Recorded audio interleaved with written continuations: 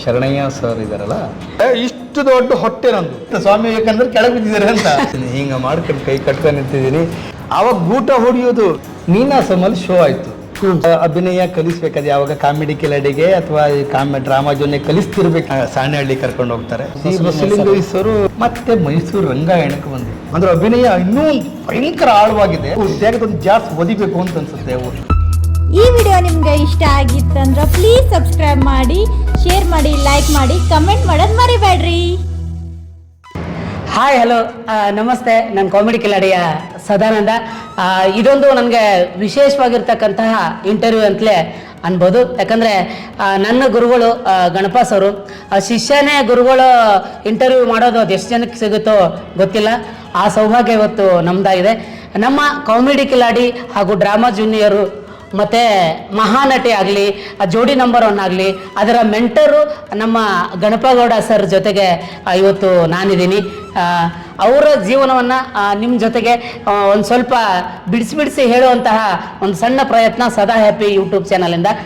Sir ನಮಸ್ಕಾರ. Sir ನಮಸ್ಕಾರ sir. ಹೆಂಗಿದ್ದೀರಿ sir? ಚೆನ್ನಾಗಿದ್ದೀನಿ ಕಣ. ಆರಾಮ್ ಸರ್.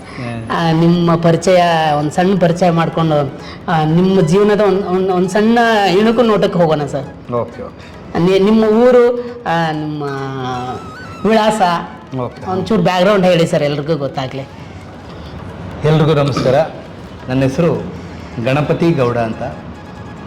ನಾನು ಮೂಲತಃ ಹೊನ್ನಾವರ ತಾಲೂಕಿನ ಕರ್ಕಿ ಗ್ರಾಮದವನು. ಉತ್ತರ ಕನ್ನಡ ಜಿಲ್ಲೆ ನಮ್ಮೂರು. ಕರ್ಕಿಯಲ್ಲಿ ಬಾಳೆಹಕ್ಕಲ್ ಒಂದು ಗ್ರಾಮ. ಆ ಗ್ರಾಮದಲ್ಲಿ ನನ್ನ ಜನನ.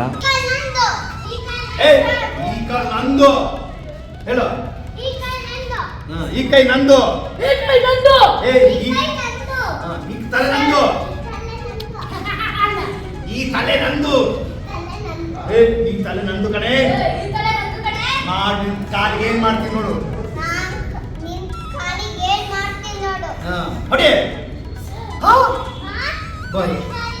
ನನ್ನ ಕಾಲಿಗೆ ಹೊಡ್ತೇನೆ, ಮಾಡ್ತಿದ್ದೀರೋ.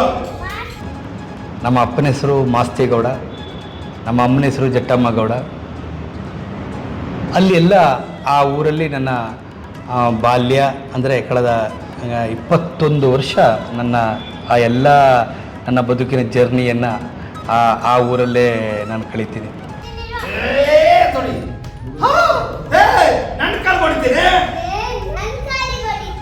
ಮಾಡ್ತಿದ್ದಾಳೆ ನೋಡಿ. ಇದಾಗಿ ಕಾಲೋಯ್ತು ಅಂತೇಳು. ಈಗ ನನ್ನ ಕಾಲಿಗೆ ನೀನು ಕೋಲು ಹೊಡಿತೀಯ. ನನ್ನ ಕಾಲಿಗೆ ಕೋಲು ಹೊಡಿತೀಯ ಹೇಳೋ ಗ್ರೀಷ್ಮ, ಹೇಳೋ. ನನ್ನ ಕಾಲಿಗೆ ಕೋಲು ಹೊಡಿತೀಯ. ಮಾಡ್ತಿದ್ದಾಳು. ದೊಡ್ಡ ದೊಣ್ಣ ತಗಬ ಅಂತ ಹೊಡಿ. ತಗ ಹಿಂಗ್ ಮಾಡು. ಎರಡು ಕೈ ನಿಂತ್ಕಳೆ. ಒಂದು ತಗಬನ್ನಿ. ಹಾ, ಏನ್ ಹೊಡಿ. ಹೊಡಿ.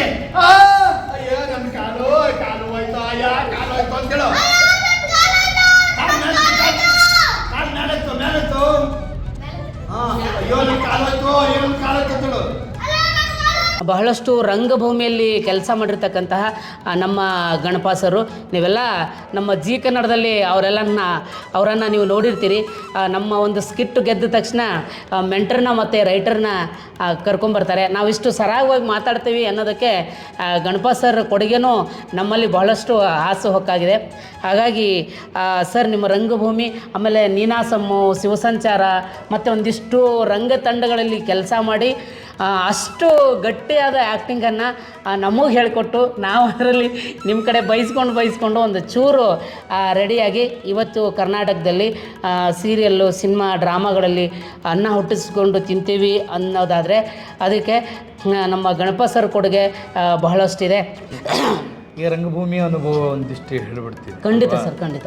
ಆಮೇಲೆ ಅದಕ್ಕೆ ಹೌದು ಸರ್, ಹೌದು, ಪ್ಲೀಸ್. ರಂಗಭೂಮಿ ಅನುಭವ ಅಂತಂದರೆ ನನ್ನ 21ನೇ ವಯಸ್ಸು, ಅಂದರೆ ನನ್ನ ಡಿಗ್ರಿ ಕಂಪ್ಲೀಟ್ ಆದ ಬದುಕಿನ ಜರ್ನಿ ಅದು. ಈ ಡಿಗ್ರಿ ಕಂಪ್ಲೀಟ್ ಆಗೋದಕ್ಕಿಂತ ಮುಂಚೆ ರಂಗಭೂಮಿಗೆ ನನ್ನ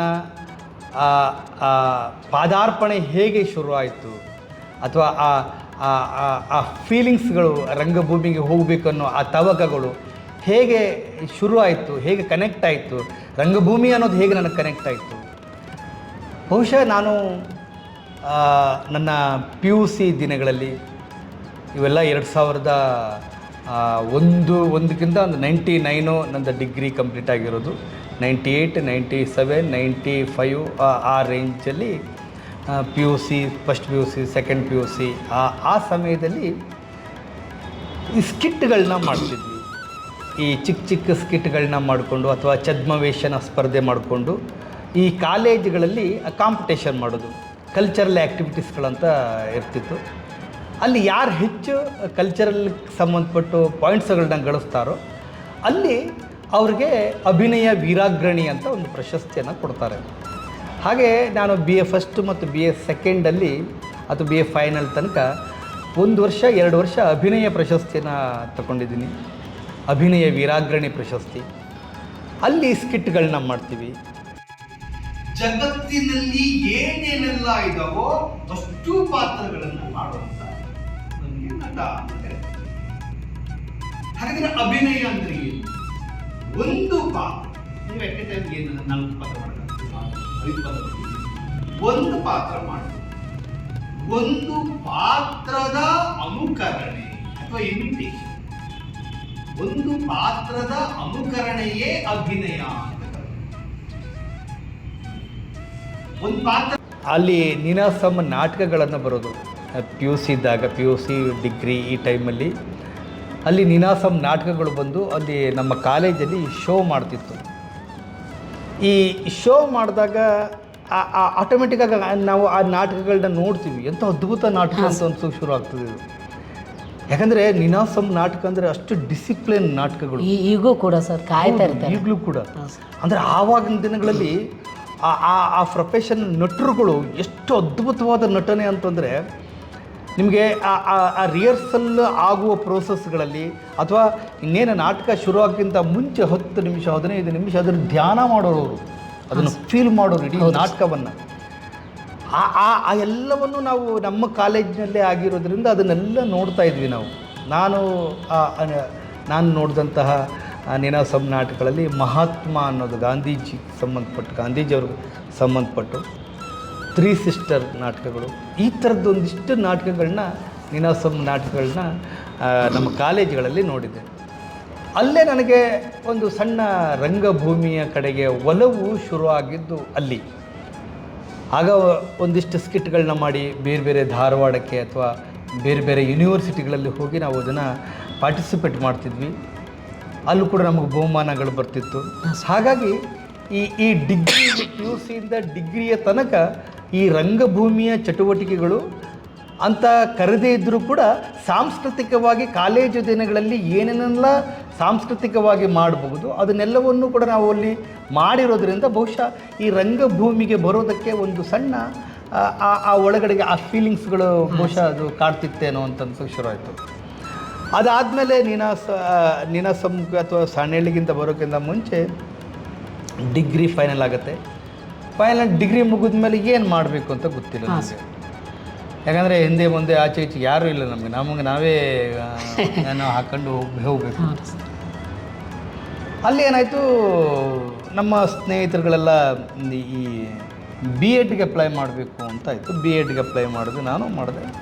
ನಮ್ಮ ಕಾಸ್ಟಿಗೆ 0% ಹೋಯಿತು, ನನಗೆ ಸೀಟ್ ಸಿಕ್ಕಿಲ್ಲ. ಹಾಗಾಗಿ ನಾನೇನು ಏನು ಮಾಡಿದೆ ಅಂದ್ರೆ ಅಲ್ಲಿಂದ ಮೈಸ್ ಅಂತ ಆವಾಗೊಂದು ಕಂಪ್ಯೂಟರ್ ಬರ್ತಿತ್ತು, MIC ಅಂತ. ಆ ಒಂದು 6 ತಿಂಗಳ ಮೈಸ್ ಕಂಪ್ಯೂಟರ್ ಕೋರ್ಸ್ ಮಾಡಿಕೊಂಡು ಅದಾದಮೇಲೆ ಖಾಲಿ ಇದ್ದೆ. ಖಾಲಿ ಇದ್ದಾಗ ನನ್ನ ಸ್ನೇಹಿತ, ನನ್ನ ರಂಗಭೂಮಿಯ ಗುರು ಅಂತಲೇ ಹೇಳ್ಕೋಬೇಕು ನಾನು. ಯಾಕಂದರೆ ನನ್ನ ಬದುಕಿನ ಈ ರಂಗಭೂಮಿಯ ಜರ್ನಿಗೆ ಕಾರಣನೇ ನನ್ನ ಕಿರಣ್ ನಾಯ್ಕ್ ಅಂತ ನೀವು ಕೇಳಿರ್ಬೋದು. ಹೌದು ಸರ್, ಕೇಳಿದೆ. ಭಾಳ ಸಿನಿಮಾ ಸೀರಿಯಲ್ಗಳ ನಟ. ಅವನು ಸಿಕ್ಕಾಗಿ ನೀನಾಸಂಗೆ ಹೋಗು ಅಂತ ಕೇಳಿದೆ. ಆಯಿತು ಕಣಪ್ಪ ಹೋಗ್ತೀನಿ ಅಂತಂದು. ಆದರೆ ನೀನಾಸಂಗೆ ಹೋಗ್ಬೇಕಾದ್ರೆ ಅವಾಗ ಒಂದು ಅದು ರೆಕಮೆಂಡ್ ಲೆಟರ್ಗಳು ಬೇಕಾಗ್ತಿತ್ತು. ಹೌದು ಸರ್, ಸೈನ್. ಆವಾಗ ನಮ್ಮ ಅವರು ಹಿಡಿದು ಒಂದು ಲೆಟರ್ ತಗೊಂಡು ಜಿ ವಿ ಭಟ್ ಅಂತ ಅವ್ರು ದೊಡ್ಡ ಪ್ರಜಾವಾಣಿ ರಿಪೋರ್ಟರ್ ಆಗಿದ್ದರು, ಅವ್ರ ಹತ್ರ ಒಂದು ಲೆಟರ್ ತಗೊಂಡು ನೀನಾಸಮ್ಗೆ ಹೋದೆ. ನೀನಾಸಮ್ಮಲ್ಲಿ ಹೋದಾಗ ಆ ವರ್ಷ ಹೋಗಿ ನೋಡ್ತೀನಿ, ತುಂಬ ಜನ ಕೂತಿದ್ದಾರೆ. ಬರೀ ಒಂದು 10-18-20 ಸೀಟಿಗೆ 500-1000 ಗಟ್ಟಲೆ ಜನ ಬಂದಿದ್ದರು. ಭಯಂಕರ ಕ್ಯೂ, ದೊಡ್ಡ ಕ್ಯೂ. ನಾನು ಇಂಟರ್ವ್ಯೂ ಕೊಟ್ಟೆ. ನಾನೇನು ಕಲ್ತಿದ್ನೋ ಅದರ ಆಧಾರದ ಮೇಲೆ ಇಂಟರ್ವ್ಯೂ ಕೊಟ್ಟೆ. ನಾನು ಸೆಲೆಕ್ಟ್ ಆಗಿಲ್ಲ ಆ ವರ್ಷ. ಆಗಿಲ್ಲ ಸರ್? ಹಾಂ, ಆಗಲಿಲ್ಲ ಆ ವರ್ಷ. ಸಂಜೆಗೆ ಅವ್ರದ್ದು ಒಂದು ಲಿಸ್ಟ್ ಹಾಕ್ತಾರೆ. ಆ ಲಿಸ್ಟ್ ನೋಡಿದಾಗ ನನ್ನ ಹೆಸರೇ ಇಲ್ಲ. ನಾನು ಒಂದು 2-3 ಸಲ ನೋಡಿದೆ ನನ್ನ ಹೆಸರು ಇದ್ದೀರಂತ. ಲಿಸ್ಟು ಮತ್ತು ವೇಟಿಂಗ್ ಲಿಸ್ಟು ಎರಡು ಅಂಟಿಸ್ತಾರೆ. ಹೌದ್ರಿ ಸರ್.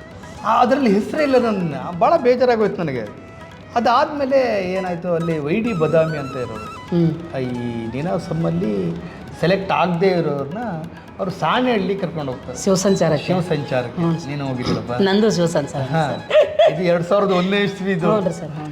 ಅಲ್ಲಿ ಶಿವಸಂಚಾರಕ್ಕೆ ವೈ ಡಿ ಬಾದಾಮಿ ಅವ್ರು ಬರ್ತಾರೆ. ಕಂಡ್ರು ಆಯ್ತು, ಇಲ್ಲಿ ಫೇಲ್ ಆದ್ಮೇಲೆ ಮತ್ತೆ ಇನ್ನೆಲ್ಲ ಒಂದು ಕಡೆ ಹೋಗಲೇಬೇಕಲ್ಲ. ಯಾಕಂದ್ರೆ ಇದೇ ಕೆಲಸ ಯಾವುದೊಂದು ಗೊತ್ತಿಲ್ಲ, ನಮಗೂ ಗೊತ್ತಿಲ್ಲ ಅಲ್ವಾ, ಇದರಲ್ಲಿ ದುಡ್ಡು ಬರ್ತದೋ ಏನೂ ಗೊತ್ತಿಲ್ಲ ಅಂಥ ದಿನಗಳು. ಅಲ್ಲಿಂದ ಅವರು ವೈ ಡಿ ಬಾದಾಮಿ ಅವರು ಸಾಣೆಹಳ್ಳಿ ಕರ್ಕೊಂಡು ಹೋಗ್ತಾರೆ. ಸಾಣೆಹಳ್ಳಿಯಲ್ಲಿ ಒಂದು 3 ತಿಂಗಳ 3 ನಾಟಕದ ಅಭ್ಯಾಸ ಆಗ್ತದೆ. ಹೋದ ತಕ್ಷಣ ಸ್ವಾಮೀಜಿ, ಪಂಡಿತಾರಾಧ್ಯ ಸ್ವಾಮೀಜಿ ಅವ್ರಿಗೆ ಒಂದು ಸಾಷ್ಟಾಂಗ ನಮಸ್ಕಾರ ಮಾಡಿ ನಮ್ಮ ಕೆಲಸನ ಶುರು ಮಾಡ್ತೀವಿ. ಅಲ್ಲಿ ತನಕ ನಾವು ಸಣ್ಣ ಪುಟ್ಟ ಸ್ಕಿಟ್ಗಳನ್ನ ಮಾಡಿಕೊಂಡು ಹೆಂಗೋ ನಾವು ಮಾಡಿದ್ದೆ ಆ್ಯಕ್ಟಿಂಗ್ ಅಂತ ತಿಳ್ಕೊಂಡು ದಿನಗಳು ಅವಾಗ. ಆದರೆ ಇಲ್ಲಿ ಹೋದ್ಮೇಲೆ ದೊಡ್ಡ ನಿರ್ದೇಶಕರು ಯಾರು, ಸಿ ಬಸಲಿಂಗಯ್ಯ. ಹೌದು ಸರ್. ಯಾವ ನಾಟಕ ಮಾಡಿಸಿದ್ರು ಸರ್? ಸಿ ಬಸಲಿಂಗಯ್ಯ ಸರು. ಯಾವುದು, ಸಂತ್ಯಾಗ ನಿಂತಾನ್ ಕಬೀರ. ಹಾಂ ಸರ್, ಭಾಳ ದೊಡ್ಡ ನಾಟಕ. ಹಾಂ ಸರ್. ಅದಾದಮೇಲೆ ಇವರು ಯಾರು, ವೈ ಡಿ ಬದಾಮಿ ಅವರು, ಅಶೋಕ್ ಬಾದ್ರದಿನಿ ಅವರು, ಸ್ವಾಮಿ ವಿವೇಕಾನಂದ. ಹಾಂ ಸರ್. ಅದಾದ್ಮೇಲೆ ತಲೆದಂಡ. ಹಾಂ ಸರ್. ಬಸವಣ್ಣವ್ರದ್ದು. ಹಾಂ ಸರ್. ಈ 3 ನಾಟಕದ ರಿಹರ್ಸಲ್ಲು. 3 ನಾಟಕದ ರಿಹರ್ಸಲ್ನ ಒಂದೊಂದು ತಿಂಗಳ ಮಾಡಿಕೊಂಡು ಪ್ರಾಕ್ಟೀಸ್ ಮಾಡಿಕೊಂಡು ಅದನ್ನು ನಾವು ಇಡೀ ಕರ್ನಾಟಕದಾದ್ಯಂತ ಪ್ರದರ್ಶನ ಮಾಡಬೇಕು. ಹೌದು ಸರ್. ಆವಾಗೆಲ್ಲ ಈ ಥಿಯೇಟ್ರ್ಗಳೆಲ್ಲ ಇರ್ತಿರ್ಲಿಲ್ಲ. ಅಲ್ಲೆಲ್ಲ 2001ರಲ್ಲಿ ಯಾವ ಥಿಯೇಟ್ರು ಅಲ್ಲೆಲ್ಲ ಶೋಗಳೇ ಇಲ್ಲ. ಎಲ್ಲಿ ಭಕ್ತಾದಿಗಳು ಎಲ್ಲಿ ನಾಟಕ ಮಾಡಿಸ್ತಾರೋ ಅಲ್ಲಿ ಹೋಗಿ ನಾಟಕ ಮಾಡ್ತಾರೆ. ಅಲ್ಲ ಊಟಕ್ಕೆ ನಾಟಕ ಮಾಡ್ತಾರೆ, ಊಟಕ್ಕೆ ನಾಟಕ ಮಾಡೋದು. ಅದು ಯಾವ ಜಾಗದಲ್ಲಿ? ಗದ್ದೆ ಬೈಲಲ್ಲಿ. ಹೊಲ ಎಲ್ಲ ಕೊಯ್ತಾರ ಅಲ್ಲಿ. ಅಲ್ಲೆಲ್ಲ ಅಲ್ಲಿ ಕಕ್ಕ ಇಕ್ಕ ಎಲ್ಲ ಮಾಡಿರ್ತಾರೆ. ಅದನ್ನೆಲ್ಲ ಕ್ಲೀನ್ ಮಾಡಿಕೊಂಡು ಅವಾಗ ನಿನಗೆ ಇದು ಈ ವಿಂಗ್ಗಳಂತ ಮಾಡ್ತಾರೆ ಗೊತ್ತಾ? First wing, second, third wing ಅಂತ. ಆವಾಗ ಗೂಟ ಹೊಡಿಯೋದು. ಫಸ್ಟ್ ವಿಂಗಿಗೆ 2 ಗೂಟ, ಆಚೆ ಕಡೆ 2 ಗೂಟ, 4 ಆಯ್ತಾ? ಹಿಂದ್ ಕಡೆಗೆ ವಿಂಗಿಗೆ ಮತ್ತೆ 4 ಗೂಟ, ಮತ್ತು ಥರ್ಡ್ ವಿಂಗಿಗೆ 4 ಗೂಟ, ಮತ್ತು ಹಿಂದ್ ಕಡೆಗೆ ಪರ್ದೆ, ದೊಡ್ಡ ಪರ್ದೆ ಕಟ್ಟಬೇಕು. ಅದಕ್ಕೊಂದು 4 ಗೂಟ. ಈ ಗೂಟ ಹೊಡೋದು ಅಂದ್ರೆ ಫಾಲ್ಸ್ ಹೊಡೆದು ಅದಕ್ಕೆಲ್ಲ ಕಲ್ಲು ತುಂಬಿ ಅದು ಸ್ಟ್ರಾಂಗ್ ಮಾಡಿಕೊಂಡು ಅದಕ್ಕೆ ಕರ್ಟನ್ ಹಾಕಿ ಎಲ್ಲ ಕಲ್ಲು ಗಿಲ್ಲೆಲ್ಲ ಗಾಡಿ ಬಂದು ಮತ್ಕೊಂಡ್ರೆ ಕರ್ಟನ್ ಎತ್ಕೊಂಡು ಹೋಗ್ತದೆ. ಗದ್ದೆ ಬೈಲಲ್ವಾ? ಅದಕ್ಕೆಲ್ಲ ಕಲ್ಲೆಲ್ಲ ಇಟ್ಟು ಸೆಟ್ ಎಲ್ಲ ಹಾಕಿ ಮುಂದೆ ಗಡೆಗೆ ಲೈಟಿಂಗ್ಸ್ ಎಲ್ಲ ಮಾಡಿಕೊಂಡು ನಾಟಕ ಮಾಡೋದು. ಶರಣರ ನಾಟಕಗಳು. ಶರಣರ ನಾಟಕ ಎಲ್ಲ ಶರಣರ ನಾಟಕ. ಒಂದ್ಸಲ ಏನಾಯ್ತು ಅಂತಂದ್ರೆ, ನಾಟಕಕ್ಕೆಲ್ಲ ರೆಡಿ ಮಾಡಿಟ್ಟಿದ್ದೀವಿ. ಸ್ವಾಮಿ ವಿವೇಕಾನಂದ, ನಾನು ಯಾವುದೋ ಒಂದು ಹಳ್ಳಿಲಿ ಸ್ವಾಮಿ ವಿವೇಕಾನಂದ ಪಾತ್ರ ಬಂದು ನಿಂತ್ಕೋಬೇಕವಿ. ನಿಂತ್ಕೊಂಡಿದ್ದೀನಿ, ಹಿಂಗೆ ಮಾಡ್ಕೊಂಡು ಕೈ ಕಟ್ಕೊಂಡು ನಿಂತಿದ್ದೀನಿ. ಇಡೀ ಸೆಟ್ ದಡ ದಡ ದಡ ದಡ ದಡ ಅಂತ ಕೆಳಗೆ ಬಿತ್ತು. ಹೆಂಗಾಗಿರ್ಬೇಡ. ಫಸ್ಟ್ ಡೈಲಾಗೇ ನಂದು ಸ್ಪಾಟ್ ಲೈಟ್ ಕೊಟ್ಟಿದ್ದಾರೆ. ಸ್ವಾಮಿ ವಿವೇಕಾನಂದ ಮಂಡೆ ಮೇಲೆ ನಿಂತ್ಕೊಂಡು ಮಾತಾಡ್ತಾರೆ. ಆ ಥರದ ಆ ಸೀನ್ ಅದು. ಆದರೆ ಸೆಟ್ಟೆಲ್ಲ ಕೆಳಗೆ ಬಂದು ಬಿದ್ದು ಆದಮೇಲೆ ಎದ್ದು ನಿಂತ್ಕೊಂಡು ಡೈಲಾಗ್ ಹೇಳ್ಕೊಂಡು ಒಂದು ಆತ್ಮಸ್ಥೈರ್ಯದಲ್ಲಿ ಡೈಲಾಗ್ ಹೇಳೋದಿದೆಯಲ್ಲ, ಅದು ಭಯಂಕರ ಕಷ್ಟ. ನೋಡಿದೆ, ಯಾಕಂದರೆ ಅಲ್ಲಿ ಕೂತವ್ರಿಗೆ ಎಲ್ರಿಗೂ ಗೊತ್ತಾಗಿದೆ ಈ ಪಾತ್ರ ಬಿದ್ದಿದೆ ಅಂತ. ಸ್ವಾಮಿ ವಿವೇಕಾನಂದ್ರ ಕೆಳಗೆ ಬಿದ್ದಿದ್ದಾರೆ ಅಂತ ಅಲ್ವಾ? ನಾನು ಈ ಕೆಳಗೆ ಬಿದ್ದ ಮೇಲೆ ನನಗೊಂದು ಅವಮಾನ ಅಂತ ಆಗತ್ತಲ್ವಾ ಒಬ್ಬ ನಟನಿಗೆ. ಹೌದು ಹೌದು ಸರ್. ಆ ಥರಕ್ಕೆ ಆಗೋದಿಲ್ಲ. ಅದ್ರ ನಟನಿಗೆ ಹೌದು ಸರ್, ಅದನ್ನ ಮೀರಿ ಮತ್ತೆ ಪಾತ್ರ ಮಾಡೋದಿದೆಯಲ್ಲ, ಅದು ಭಾಳ ಕಷ್ಟವಾದ ಕೆಲಸ. ಹೀಗೆ 6 ತಿಂಗಳ ವರ್ಷಾನ್ಗಟ್ಲೆ 3 ನಾಟಕ ತಗೊಂಡು ಕರ್ನಾಟಕದ ಬೇರೆ ಬೇರೆ ಕಡೆಗೆ ಹೋಗಿ ಪ್ರದರ್ಶನ ಮಾಡಿ ಶೋಗಳನ್ನ ಕೊಟ್ಟು ಅವಾಗ ತಿಂಗಳಿಗೆ 1,000 ರೂಪಾಯಿ ಕೊಡೋದು. ನೀವು ಇದಕ್ಕೆಲ್ಲ ಬಹುಶಃ ಜಾಸ್ತಿ ಇತ್ತು ಅಂತ ಅನ್ಸುತ್ತೆ. ಇಲ್ರಿ ಸರ್ 2,500 ರೂಪಾಯಿ ಇತ್ತು. ಮತ್ತೆ ಮಗನೇ ನಮ್ಗೆ 1,000 ನನಗೆಲ್ಲ ಸೇರಿಸಿ ವರ್ಷದ ಸೇರಿಸಿ 12,500 ರೂಪಾಯಿ ಬಂದಿತ್ತು ಸರ್. ಅದನ್ನ ತೊಗೊಂಡೋಗಿ ಬಡ್ಡಿ ಹಂಗೆ ಕೊಟ್ಟಿದ್ದೆ ಊರಾಗ. ನನ್ನ ಸಂಬಳನೇ ತಿಂಗಳು 1,000 ರೂಪಾಯಿ ಅವಾಗ. ಹಾಂ 4 ತಿಂಗಳ ಮಾಡ್ರೆ 4,000 ರೂಪಾಯಿ. ಹಾಂ. ಈಗ ಅಲ್ಲ ಅವಾಗ ಅದ್ರ ಬೆಲೆ ಹಂಗಿತ್ತು. ಹೌದು ಸರ್, 1,000 ರೂಪಾಯಿ ಬೆಲೆ ಹಂಗಿತ್ತು. ಆ 1,000 ರೂಪಾಯಲ್ಲೇ 2-3 ತಿಂಗಳು 4 ತಿಂಗಳು ಜೀವನ ಮಾಡ್ಬೋದಿತ್ತು ಸರ್ ಅವಾಗ. ನಾನು ಆವಾಗಲೇ ಅಲ್ಲ ಅದ್ರ ದುಡ್ಡೆಲ್ಲ ಒಟ್ಟು ಮಾಡ್ಕೊಂಡು ಆಮೇಲೆ ನೀನಾಸಮ್ಮ ಸಾಣೆಹಳ್ಳಿ ಎಲ್ಲ ಬಂದು ಮೈಸೂರು ರಂಗಾಯಣಕ್ಕೆ ಅವಾಗಲೇ ಮನೆ ಕೊಟ್ಟದ್ದು. ಹೌದಾ ಸರ್? ಆ ದುಡ್ಡಲ್ಲೇ ಲೆಕ್ಕ ಹಾಕು ಅಂದ್ರೆ ಆವಾಗ ಆ ದುಡ್ಡನ್ನು ಮತ್ತೆ ಸರ್ ಮಾತ್ರ. ಹೌದು ಹೌದು ಹೌದು ಸರ್. ಈಗ ಬೆಲೆನೇ ಇಲ್ಲ ಬಿಡು. ನನ್ನ ಕೈ ಹೊಡಿತೀನ ಕೇಳ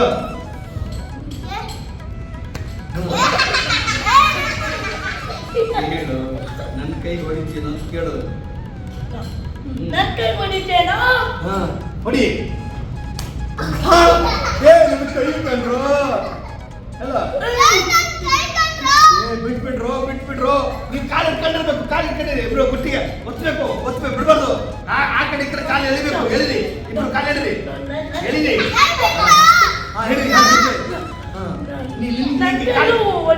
ಕಾಲಿತ್ತು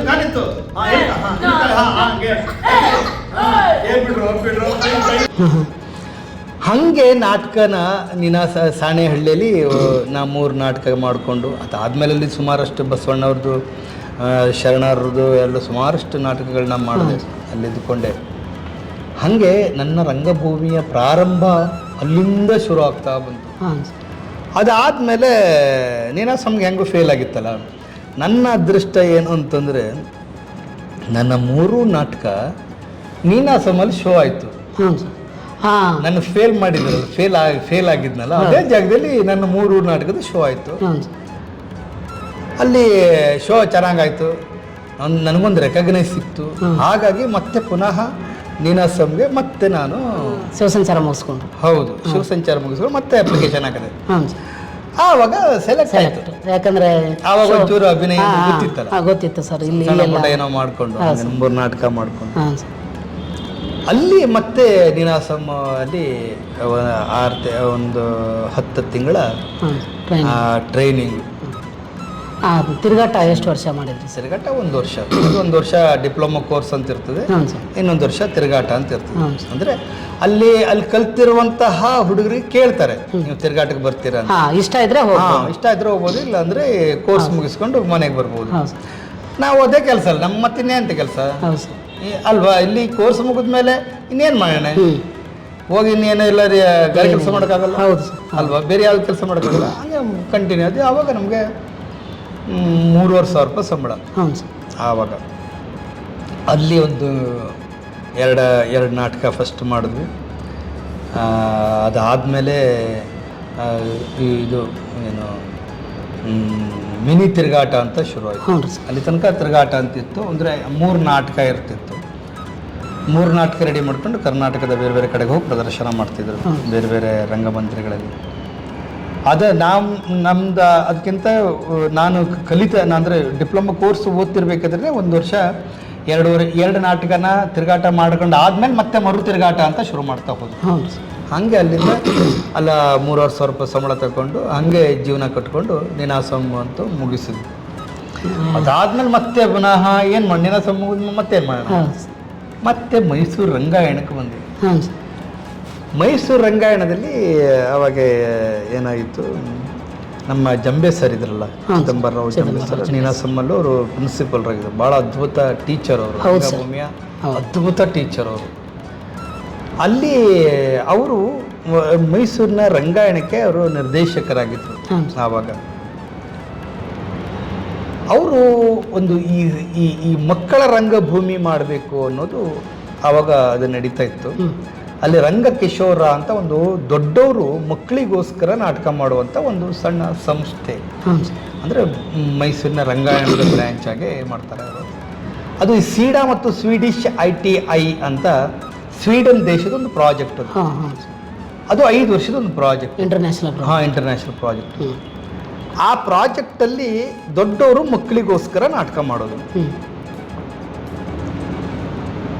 ಆ ಮಕ್ಕಳಿಗೋಸ್ಕರ ನಾಟಕ ರೆಡಿ ಮಾಡಿ ಕರ್ನಾಟಕದ ಬೇರೆ ಬೇರೆ ಸ್ಕೂಲ್ಗಳಿಗೆ ಹೋಗಿ ಆ ನಾಟಕನ ಆ ಮಕ್ಕಳ ಮುಂದೆ ಮಾಡಿ ತೋರಿಸೋದು.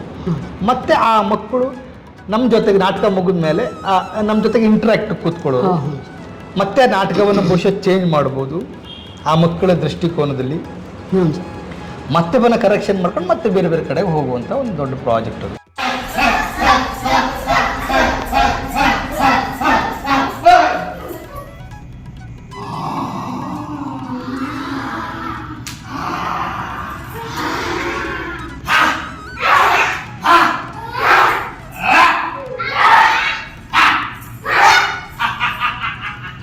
ನೋಡಿರಿ ಸರ್, ಭಾಳ ಖುಷಿ ಆಗುತ್ತದೆ. ಮಕ್ಕಳ ಬಗ್ಗೆ ನೀವು ಅಷ್ಟು ವರ್ಕ್ ಮಾಡಿದ್ರಿಂದನೇ ಇವತ್ತು ಚಾರ್ಲಿ ಆ್ಯಕ್ಟಿಂಗ್ ಸ್ಕೂಲ್ ಅಂತ ಇದೇ ನಮ್ಮ ಬೆಂಗಳೂರಿನ ಅಂಬೇಡ್ಕರ್ ಕಾಲೇಜ್ ಸಿಗ್ನಲ್ಲಿಂದ ಒಂದು 200 ಮೀಟರು ದೂರದಲ್ಲಿ ಈ ಕಡೆ ಡೌನು ನಮ್ಮೂರು ತಿಂಡಿ ಹೋಟೆಲ್ ಕಡೆಗೆ ಹೋಗಕ್ಕೆ ಬರಬೇಕಾದ್ರೆ ಬಾಟಾ ಶೋರೂಮ್ ಪಕ್ಕದಲ್ಲೇ ಇರ್ತಕ್ಕಂಥದ್ದು ಚಾರ್ಲಿ ಆ್ಯಕ್ಟಿಂಗ್ ಟ್ರೈನಿಂಗ್ ಸ್ಕೂಲ್ ಅಂತ. ನಾನು ನೋಡಿದೆ ಸರ್, ಬಂದಾಗ ತುಂಬ ಜನ ಹುಡುಗರು ನಿಮ್ಮಲ್ಲಿ ಪಳಗ್ತಾ ಇದ್ರು. ನಿಜವಾಗ್ಲೂ ಅವರೇ ಅದೃಷ್ಟವಂತರು ಆ ಮಕ್ಕಳೇ. ಖುಷಿ ಆಗುತ್ತೆ ಸರ್, ಯಾಕಂದರೆ ಅಲ್ಲ ಅವತ್ತಿಂದ ದೊಡ್ಡವ್ರ ನಾಟಕಗಳು, ಮಕ್ಕಳ ನಾಟಕಗಳು, ಅದು ಇಂಟರ್ನ್ಯಾಷನಲ್ ಪ್ರಾಜೆಕ್ಟು ಅದೆಲ್ಲ ಮಾಡ್ಕೊತ ಬಂದಿದ್ದೀರಲ್ಲ ಸರ್. ಇವತ್ತು ನೀವು ಕ್ಲಾಸ್ ಮಾಡೋದನ್ನು ನೋಡಿದೆ, ಆಮೇಲೆ ನಮಗೆಲ್ಲ ಕ್ಲಾಸ್ ಮಾಡಿದ್ದೀರಿ, ಹೆವಿ ಕ್ಲಾಸ್ ಅವೆಲ್ಲ. ಬಹುಶಃ ನನ್ನಷ್ಟು ಬಯಸ್ಕೊಂಡವರೇ ಇಲ್ಲ ಅನಿಸುತ್ತೆ.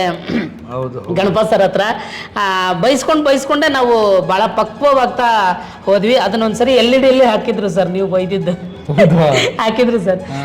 ಹಾಕಿ ಹಾಗಾಗಿ ನಮಗೆ ಒಂದು ಕಣ್ಣು ಬಿಡೋದ್ರಿಂದನೂ ನೀವು ಹೇಳಿಕೊಟ್ರಿ ಸರ್.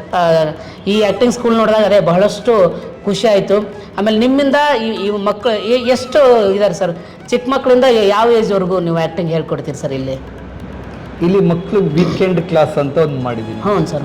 ವೀಕೆಂಡ್ ಕ್ಲಾಸಲ್ಲಿ ಬರೀ ಮಕ್ಕಳಿಗೋಸ್ಕರನೇ ಇರುವಂಥದ್ದು. ಸ್ಯಾಟರ್ಡೆ ಸಂಡೇ, ಯಾಕಂದರೆ ಪ್ರತಿದಿನ ಸ್ಕೂಲ್ಗೆ ಹೋಗ್ತಾರೆ.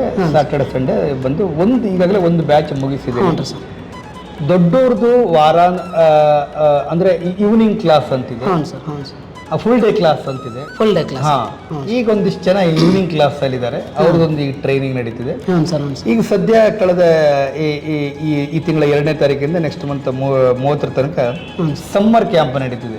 ಬೇಸಿಗೆ ಶಿಬಿರ ಮಕ್ಕಳಿಗೆ ಚಾಪ್ಲಿನ್ ಮಕ್ಕಳ ಹಬ್ಬ ಅಂತ ಈ ಶೀರ್ಷಿಕೆ ಅಡಿಯಲ್ಲಿ ಸಮ್ಮರ್ ಕ್ಯಾಂಪ್ ಮಾಡ್ತಾ ಇದ್ದೀನಿ. ಇಲ್ಲೊಂದು 25-30 ಜನ ಹುಡುಗರಿದ್ದಾರೆ. ಏನೇನು ಕಲಿಸ್ಕೊಡ್ತೀರಿ ಸರ್ ಮಕ್ಕಳಿಗೆ? ಇಲ್ಲಿ ಮೇಜರ್ ಆಗಿ ಈಗ ನಾನೊಬ್ಬ ಆ್ಯಕ್ಟರ್ ಆಗಿರೋದ್ರಿಂದ, ನಾನೊಬ್ಬ ಆ್ಯಕ್ಟಿಂಗ್ ಟೀಚರ್ ಆಗಿರೋದ್ರಿಂದ ಕಳೆದ ಒಂದು 25 ವರ್ಷದ ರಂಗಭೂಮಿಯ ಜರ್ನಿಯಲ್ಲಿ ಅಭಿನಯಕ್ಕೆ ಸಂಬಂಧಪಟ್ಟ ಒಂದಿಷ್ಟು ಕೆಲಸ ಮಾಡಿರೋದ್ರಿಂದ ಮಕ್ಕಳಿಗೆ ಮ್ಯಾಕ್ಸಿಮಮ್ಮು ಅಭಿನಯಕ್ಕೆ ಸಂಬಂಧಪಟ್ಟ ಜಾಸ್ತಿ ಹೇಳ್ಕೊಡ್ತೀನಿ ಮಕ್ಕಳಿಗೆ. ಅಂದರೆ ಸೋಲೋ ಒಬ್ಬೊಬ್ಬರೇ ಹೇಗೆ ಆ್ಯಕ್ಟ್ ಮಾಡಬೇಕು, ಇಬ್ಬರು ಮುಖಾಮುಖಿ ಆದಾಗ ಹೇಗೆ ಆ್ಯಕ್ಟ್ ಮಾಡಬೇಕು, ಜೊತೆಗೆ 5-6 ಪಾತ್ರಗಳಿದ್ದಾಗ ಹೇಗೆ ಆ್ಯಕ್ಟ್ ಮಾಡಬೇಕು, ಈ ಥರದಕ್ಕೆ ಈ ನಟನ ತಯಾರಿಯ ಜೊತೆಗೇನೆ ಈ ಕ್ರಾಫ್ಟ್ ವರ್ಕ್ಗಳು, ಯೋಗಾಸನ, ಡಾನ್ಸು, ಮಾಸ್ಕ್ ಮೇಕಿಂಗು, ಥಿಯೇಟರ್ ಗೇಮ್ಸ್ಗಳು, ಅಥವಾ ಒಂದಿಷ್ಟು ನಿಮ್ಮಂಥರು ಯಾರಾದರೂ ಬಂದರೆ ಅವರೇನೋ ಒಂದಿಷ್ಟು ಕಲಿಸಿ ಹೋಗ್ತಾರೆ. ಈ ಥರದಲ್ಲಿ ಒಂದಿಷ್ಟು ಈ ಕೆಲಸ ನಡೀತಾ ಇದೆ. ಒಳ್ಳೆಯದಾಗಲಿ ಸರ್. ನಿಮ್ಮ ಚಾರ್ಲಿ ಆ್ಯಕ್ಟಿಂಗ್ ಟ್ರೈನಿಂಗ್ ಸೆಂಟರ್ಗೆ ನಿಜವಾಗ್ಲೂ ಇಲ್ಲಿ ಕಲಿತಕ್ಕಂಥ ಹುಡುಗರೇ ಪುಣ್ಯ ಮಾಡಿರ್ಬೇಕು, ಸಣ್ಣ ಮಕ್ಕಳಂತೂ. ಯಾಕಂತಂದ್ರೆ ಇವತ್ತು ಪುಣ್ಯ ಅಂತ ಹೇಳ್ತಿಲ್ಲ, ಅಂದ್ರೆ ಏನು, ನಾನು ನನ್ನ ಹೊಟ್ಟೆಪಾಡಿಗೋಸ್ಕರ ಮಾಡ್ಕೊಂಡಿರೋದು. ಯಾಕಂದ್ರೆ ಇಷ್ಟು ಕಳೆದ 25 ವರ್ಷದಿಂದ ಅದ್ರ ನನ್ನ ರೆಕಗ್ನೈಸ್ ಏನು, ನಾನು ಯಾರು, ಕನ್ನಡದಲ್ಲಿ ಕೆಲಸ ಮಾಡ್ತೀವಿ, ಹೋಗ್ತೀವಿ, ಬರ್ತೀವಿ, ಅದು ನಮ್ಗೆ ಸ್ವಂತದಂತ ಏನೂ ಇಲ್ವಲ್ಲ.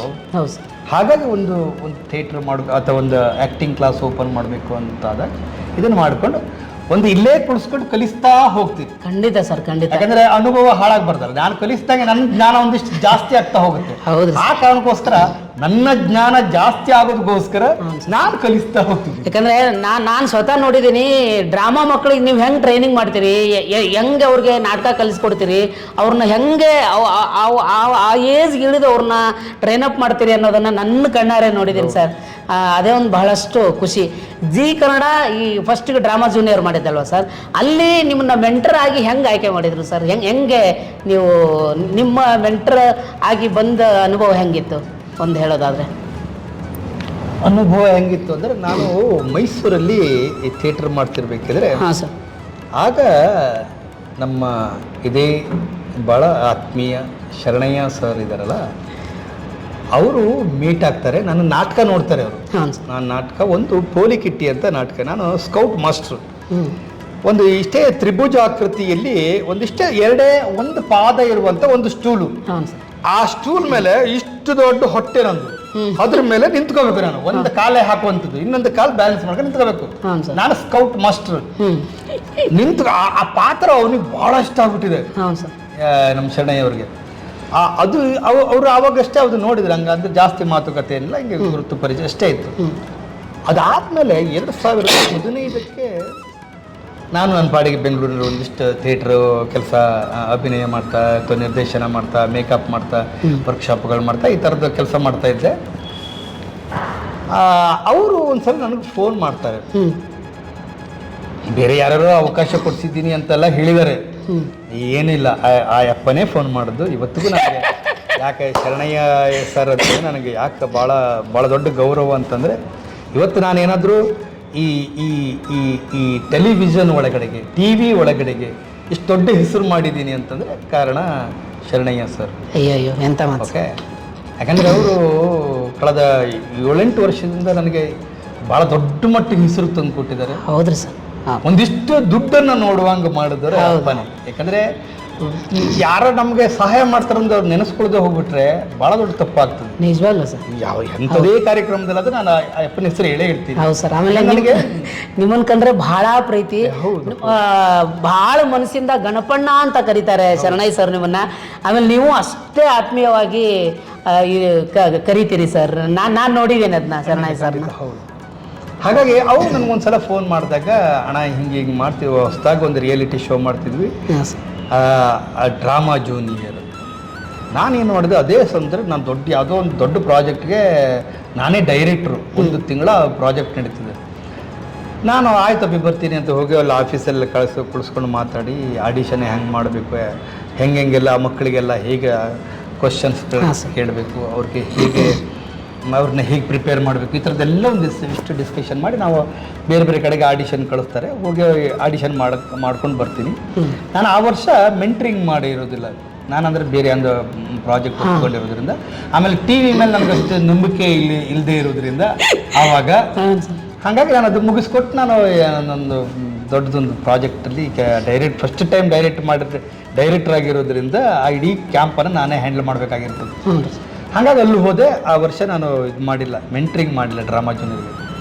ಅದಾದಮೇಲೆ second season ಬಂದದ್ದೇ comedy Kiladi. Drama junior ಮುಗಿದ ಮೇಲೆ first season comedy Kiladi first season.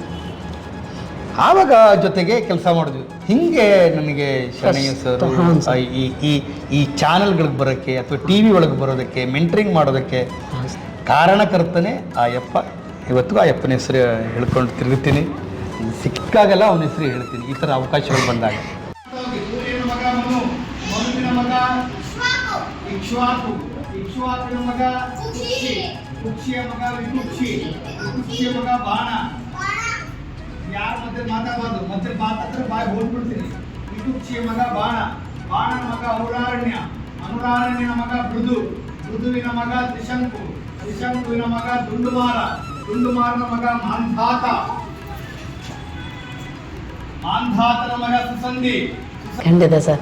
ಯಾಕಂದ್ರೆ ನಿಮ್ಮನ್ನು ಗುರುತಿಸಿದ ಹಾಗೇನೆ ಡ್ರಾಮಾ ನೋಡಕ್ಕೆ ಹೋಗಿನೇ ಸುಮಾರು ಕಾಮಿಡಿ ಕಿಲಾಡಿಗಳನ್ನು ನಮ್ಮ ಕಾಮಿಡಿ ಕಿಲಾಡಿಯ ನಿರ್ದೇಶಕರು ಶರಣಯ್ಯ ಸರ್ ಗುರುತಿಸಿದ್ದಾರೆ. ತುಂಬ ಜನನೇ ಸರ್ ಸುಮ್ಮನೆ ಒಂದು ನಾಟಕ ನೋಡಕ್ಕೆ ಹೋದಾಗ ಆ ಪಾತ್ರ ಮಾಡಿದವರು ಅವ್ರಿಗೆ ಇಷ್ಟ ಆದರೆ ಖಂಡಿತ ಅವ್ರಿಗೆ ಕಾಲ್ ಮಾಡಿ ಕರೆದು ಆಡಿಷನಲ್ಲಿ ಭಾಗವಹಿಸಿ ಅಂತ ಹೇಳಿ ಅವ್ರಿಗೆ ಲೈಫ್ ಕೊಟ್ಟು ಇವತ್ತು ರಂಗಭೂಮಿಲೇ ಇಲ್ಲಿ ಫೇಮಸ್ ಆದಮೇಲೆ ರಂಗಭೂಮಿಲೇ ಎಷ್ಟೆಷ್ಟೋ ಪೇಮೆಂಟ್ನ ಹೆಚ್ಚಿಗೆ ಮಾಡಿಕೊಂಡು ಅನ್ನ ತಿನ್ನುವಂತಹ ಕಾರ್ಯಕ್ರಮವನ್ನು ಕೂಡ ನಾವೆಲ್ಲರೂ ಮಾಡ್ತಾಯಿದ್ದೀವಿ ಸರ್.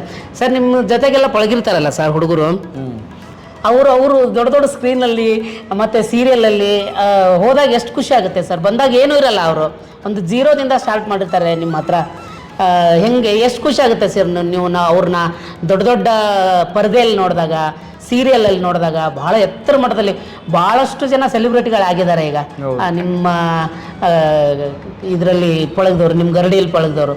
ಏನು ಅನಿಸುತ್ತೆ ಸರ್ ಅವ್ರನ್ನೆಲ್ಲ ನೋಡಿದಾಗ ನಿಮಗೆ? ಇಲ್ಲ, ಖುಷಿ ಆಗತ್ತೆ. ಯಾಕೆ ಖುಷಿ ಆಗತ್ತೆ ಅಂತಂದರೆ ಅವರ ಜೀರೋ ಕಲ್ಪನೆಯಿಂದ ನಾನು ಅವ್ರನ್ನ ನೋಡ್ತಾ ಬಂದೆ. ಹೌದ್ರಿ ಸರ್.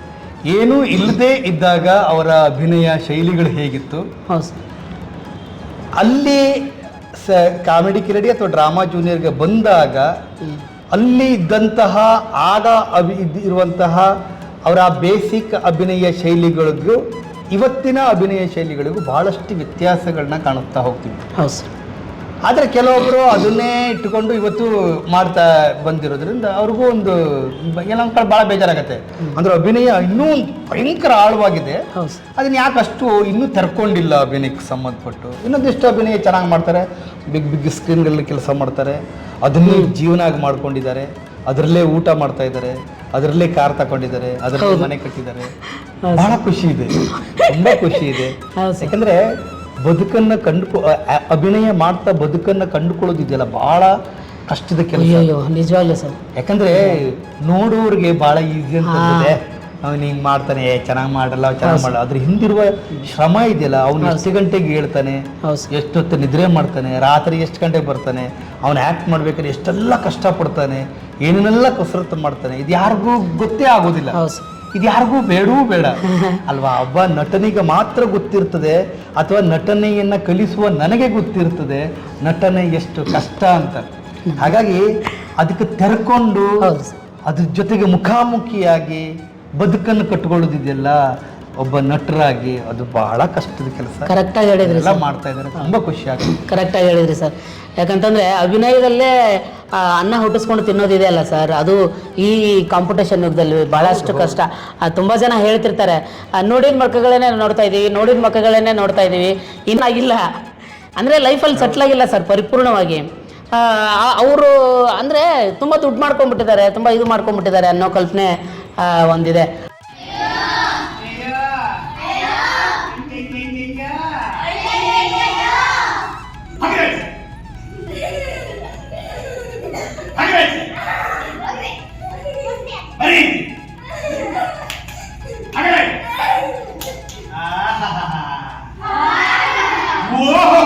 ಅಲ್ಲಿ ಇಷ್ಟೆಲ್ಲ ಆಗಿ ಬಂದ್ಮೇಲೆ ಏನಾದರೂ ಚೇಂಜಸ್ ಕಾಣಿಸುತ್ತಾ ಸರ್ ಕಂಟೆಸ್ಟೆಂಟ್ಗಳಲ್ಲಿ? ಮತ್ತೆ ಬರ್ತಾರೆ ಯಾವ್ದು ಇನ್ನೊಂದು ಶೋ ಹಿಡ್ಕೊಂಡ್ ಬರ್ತಾರೆ, ಇನ್ನೊಂದು ಶೋ ಬೇರೆ ಬೇರೆದಲ್ಲಿ ಬರ್ತಾರೆ, ಅವ್ರು ಇದನ್ನೆಲ್ಲ ಮುಗಿಸ್ಕೊಂಡು ಬಂದ್ಬಿಟ್ಟಿರ್ತಾರೆ. ಫಸ್ಟ್ ಆಗಿ ಇದ್ದಾಗಿರ್ತಾರೋ ಇಲ್ಲ ಏನಾದರೂ ನಿಮ್ಗೆ ಚೇಂಜಸ್ ಕಾಣಿಸುತ್ತಾ ಅವರಲ್ಲಿ? ಅಂದ್ರೆ ಇಲ್ಲಿಂದ ಕಲ್ತು ಹೋಗಿ ಹೌದು, ಬೇರೆ ಬೇರೆ ಸಿನಿಮಾ ಸೀರಿಯಲ್ ಇದಾಗಿ ಬಂದ್ಮೇಲೆ ಅದು ಯಾಕಂದ್ರೆ ನಾನೊಂದಿಷ್ಟು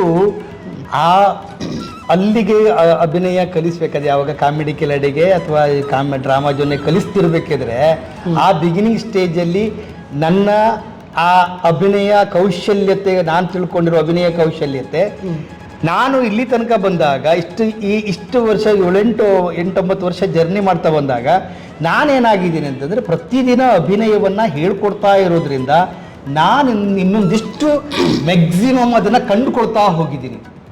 ಇವರು ಬಂದವ್ರು ಏನು ಮಾಡ್ತಾರೆ, ಅಭಿನಯ ಒಂದು ರಿಯಾಲಿಟಿ ಶೋ ಮುಗಿಸಿ ಆಚೆ ಕಡೆ ಹೋಗಿ ಅಲ್ಲಿ ಇಲ್ಲಿ ಬೇರೆ ಬೇರೆ ಚಾನಲ್ಗಳಿಗೆಲ್ಲ ಹೋಗಿ ಕೆಲಸ ಮಾಡ್ಕೊಂಡು ಬಂದವರು ಕೂಡ ಈಗ ನನ್ನ ಹತ್ರ ಬಂದ್ಕೊಂಡು ನಾನು ಹೇಳ್ಕೊಡುವ ಸ್ಕ್ರಿಪ್ಟ್ ಮುಂದೆ ಆ್ಯಕ್ಟ್ ಮಾಡ್ತಿರ್ಬೇಕಾದ್ರೆ ನನಗೆ ಡಬ್ಬು ಅಂತ ಅನ್ಸ್ಬಿಡ್ತದೆ ಕೆಲವು ಸಲ. ಸೊ ಇದೇನು ದರಿದ್ರವಾಗಿ ಹಿಂಗೂ ಅದನ್ನೇ ಆ್ಯಕ್ಟ್ ಮಾಡ್ತಾವನಲ್ಲ ಅಂತ ಅನ್ಸೋಕೆ ಶುರು ಆಗುತ್ತೆ. ಆದರೆ ಅದನ್ನು ಅವರು ಕಂಡುಕೊಂಡು ಬಿಟ್ಟಿದ್ದಾರೆ, ನಾ ಹಿಂಗೆ ಮಾಡಿದ್ರೆ ಆ್ಯಕ್ಟಿಂಗು ಅಲ್ವಾ. ಹಾಗೆ ನಾನು ನೋಡ್ತಾ ಇಷ್ಟ ಆಗಲ್ಲ, ನೋಡ್ತಾ ಅದು ಇದೆಯಲ್ಲ ಹಿಂಗೆಲ್ಲ ಆಗ್ಬಿಟ್ಟಿದೆ. ಹಾಗಾಗಿ ನನಗೇನಾಗುತ್ತೆ, ಇವ್ನು ಯಾಕೋ ಇನ್ನೂ ಅದನ್ನೇ ಮಾಡ್ತಾವನಲ್ಲ, ಎಷ್ಟು ವರ್ಷ ಅದನ್ನೇ ಮಾಡ್ತಾನಲ್ಲ ಅಂತ ಅನ್ಸೋಕೆ ಶುರು ಆಗ್ತದೆ. ಅದು ನನಗೆ ಗೊತ್ತಿರ್ತದೆ, ಹೋಗು ಜಾಗದೊಂದು ಜಾಸ್ತಿ ಒದಿಬೇಕು ಅಂತ ಅನ್ಸುತ್ತೆ, ಹೊಡಿಬೇಕು ಅಂತ ಅನ್ಸುತ್ತೆ. ಆದ್ರೆ ಏನ್ ಮಾಡೋಣ, ದೊಡ್ಡ ಆಗ್ಬಿಟ್ಟಿದ್ದಾರೆ, ಸ್ಟಾರ್ಗಳಾಗ್ಬಿಟ್ಟಿದ್ದಾರೆ, ದೊಡ್ಡ ನಟರಾಗ್ಬಿಟ್ಟಿದ್ದಾರೆ, ಬೈಯಕ್ಕಾಗಲ್ಲ ಅಲ್ವಾ. ಹಿಂಗೆ ಇನ್ನೊಂದು ಆತ್ಮೀಯತೆನೂ ಇರ್ತದೆ. ಹೇಳ್ಕೊಡ್ಬೇಕಾದ್ರೆ ಅವನು ಯಾವನೇ ದೊಡ್ಡವನಾಗಿರ್ಲಿ ಏನೇ ಆಗಿಲ್ಲಪ್ಪಿ, ಅದು ನಾನು ಫ್ರಮ್ ದಿ ಬಿಗಿನಿಂಗ್ ಇಂದ ಕಲಿಸಿದ್ದೇನೆ ಅಂದ್ರೆ ಅವ್ನು ನನ್ನ ಶಿಷ್ಯನೇ. ಹಂಗಾಗಿ ಅವನು ತಪ್ಪು ಮಾಡಿದಾಗ ಅಥವಾ ಇದನ್ನೇ ಬೇಕು ಅಂತ ಆ ಸ್ಕ್ರಿಪ್ಟ್ ಬಯಸಿದಾಗ ಅವನು ಅದನ್ನ ಕೊಡ್ಲಿಲ್ಲ ಅಂತ ಆದಾಗ ನನ್ಗೆ ಬಾಯಿಗೆ ಏನು ಅನ್ಸುತ್ತೆ ಅದನ್ನ ಬೈತೀನಿ. ಅವನು ಯಾವನೇ ಹಾಕೊಂಡಿರ್ಲಿ, ನನಗೇನು ಅವ್ನು ಚೆನ್ನಾಗಿ ಆ ಪಾತ್ರವನ್ನು ಸಾಯಿಸಬಾರ್ದು. ನನ್ನ ಅಲ್ಟಿಮೇಟ್ ಗುರಿ ಪಾತ್ರವನ್ನು ಸಾಯಿಸಬಾರ್ದು.